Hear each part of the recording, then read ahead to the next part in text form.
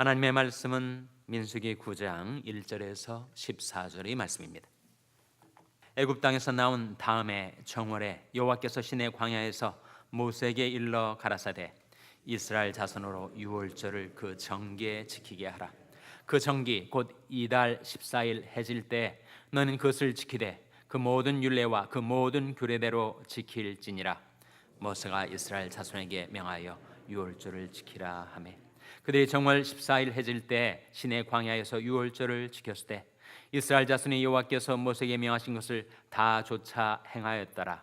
때 사람이 시체로 인하여 부정케 되어서 유월절을 지킬 수 없는 사람들이 있었는데 그들이 당일에 모세와 아론 앞에 이르러 그에게 이르되 우리가 사람이 시체로 인하여 부정케 되었거니와 우리를 금지하여 이스라엘 자손과 함께 정기에 여호와께 예물을 드리지 못하게 하심은 어찌임이니까. 모세가 그들에게 이르되 기다리라. 여호와께서 너에게 대하여 어떻게 명하시는지 내가 들으리라. 여호와께서 모세에게 일러 가라사대 이스라엘 자손에게 고하여 이르라.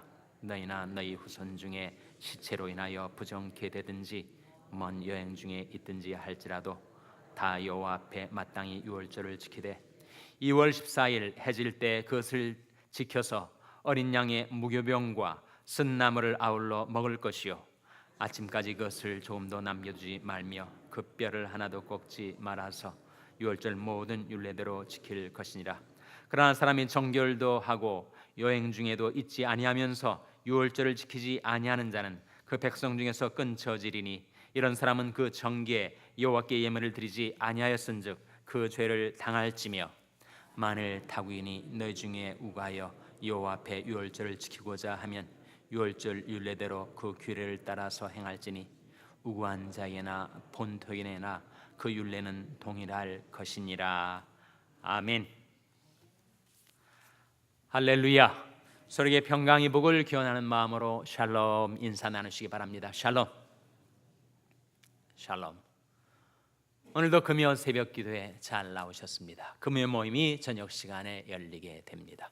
우리 자녀들의 금요 모임 그리고 우리 장년부의 금요 찬양 예배가 저녁 시간에 있게 되겠습니다. 오늘 본 말씀은 유월절에 관한 말씀이에요. 유월절은 이스라엘 백성이 출애굽하게 될 때 교황 중에 누룩을 넣어서 부풀어오른 빵을 먹을 수가 없었고 양고기를 삶아 먹거나 시간이 걸려서 요리할 수 없어서 그것을 구워 먹게 하고 쓴 나물을 먹게 하고 그리고 하나님의 구출의 역사 이스라엘 민족의 탈출의 역사 하나님의 구원의 역사를 기념하도록 유월절을 지키게 하셨는데 이제 광야로 나온 시내 광야에 있었던 이스라엘 백성이 출애굽한 꼭 한 해 만에 1년이 지나서 하나님께서 유월절을 지키도록 명하셨습니다. 오늘 본 말씀 1절에 보시면 1절 말씀 같이 읽겠습니다. 시작.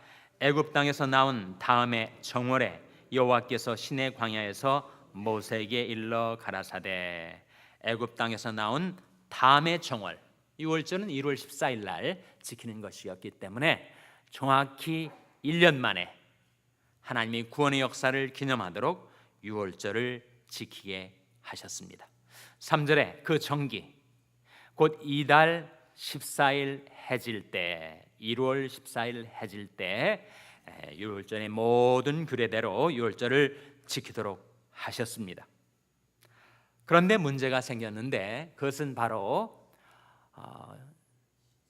시체를 가까이 했던 그래서 부정 탔었던 이스라엘 사람들이 유월절을 지킬 수가 없게 되었을 때 그들이 그 문제를 모세에게 가지고 나와서 우리가 하나님의 백성 중에 일원인데 우리가 시체로 인해서 정결함을 상실하고 유월절을 지킬 수 없게 되었으니 우리 하나님의 백성으로서의 의무와 특권을 상실하게 된 이 형편을 어찌하시겠습니까? 이렇게 질문을 하게 됩니다. 7절 말씀 같이 읽겠습니다. 7절 말씀 시작. 그에게 이르되 우리가 사람이 시체로 인하여 부정케 되었거니와 우리를 금지하여 이스라엘 자손과 함께 정기에 여호와께 예물을 드리지 못하게 하심은 어찌미니까? 이 질문을 받아든 모세와 아론, 모세가 어떻게 그들에게 리스판스했는가, 응답했는가? 그것은 바로 하나님께서 말씀하실 때까지 기다리라, 그렇게 답변을 하고 있습니다. 8절 말씀이죠. 8절 말씀 같이 읽겠습니다. 시작. 모세가 그들에게 이르되 기다리라, 여호와께서 너에게 대하여 어떻게 명하시는지 내가 들으리라. 그들에게 기다리라. 모세가 전권을 가지고 이래라 저래라 답할 수 있는 처지가 아니었습니다. 모세는 백성의 지도자이지만 자기 생각대로 이래라 저래라 백성들에게 명할 수가 없었죠. 그래서 그는 이 문제를, 백성들이 가져온 문제를 하나님 앞에 가지고 나가서 하나님께서 뭐라고 말씀하시는지, 뭐라고 답변해 주시는지 기다리라고 그들에게 답한 것입니다. 모세는 위대한 하나님의 종이었고 그를 통해서 많은 하나님의 말씀, 하나님의 계시가 주어졌지만 그러나 그는 역시 믿음의 분량대로 행하였습니다. 자기에게 주어진 믿음의 분량대로. 자기에게 이미 계시된 말씀 가운데는 이러한 경우에 대한 답변이 없었거든요. 율절은 반드시 지켜야 하지만 그러나 공교롭게도 시체로 부정케 된 사람들은 이 유월절에 참여해야 되는가, 참여하지 말아야 되는가? 꼭 하나님의 백성으로서 참여해야 될 텐데 거룩함을 상실한 그들이 유월절을 참여했다가 죽게 되는, 이럴 수도 없고 저럴 수도 없는 진퇴양난의 경우가 바로 이러한 경우. 그래서 모세는 다시 한번 이 문제를 하나님 앞에 가지고 나와 아뢰고 하나님께서 뭐라고 말씀하시는지를 기다렸습니다. 너는 마음을 다하여 여호와를 의뢰하고 내 명철을 의지하지 말라. 너는 범사의 그를 인정하라. 그리하면 내 길을 지도하시리라. 모세가 그 귀한 본을 보여준 것입니다. 너는 마음을 다하여 여호와를 의뢰하고 네 명철을 의지하지 말라. 네 생각대로, 네 판단대로, 내 생각에는 이것이 제일 나을 것 같은데 그렇게 하지 않았습니다. 마음을 다하여 범사의 하나님을 인정하고 의뢰했더니 하나님께서 그 길을 지도해 주신 거예요. 그래서 하나님께서 뭐라고 그 경우에 그 사람들에게 답변을 하셨는지 9절 말씀해 보시면 여호와께서 모세에게 일러 가라사대 이스라엘 자손에게 고하여 이르라. 너희나 너희 후손 중에 시체로 인하여 부정케 되든지 먼 여행 중에 있든지 할지라도 다 여호와 앞에 마땅히 유월절을 지키되 11절 말씀 같이 읽겠습니다. 시작.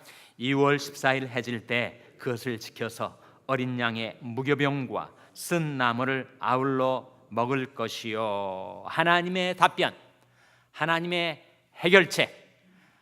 이럴 수도 없고 저럴 수도 없을 때 하나님이 주신 제3의 길, 그것은 무엇이에요? 한 달 기다렸다가 2월 14일, 정확히 다음 달 2월 14일 해질 때 그들로 하여금 유월절을 지키게 하라.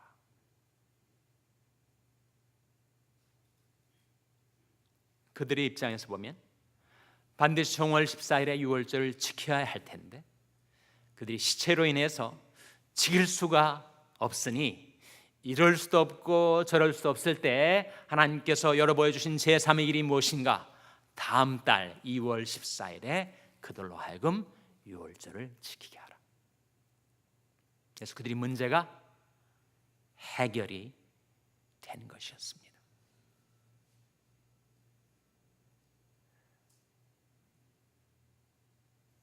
북미 정상회담이 무산되었어요.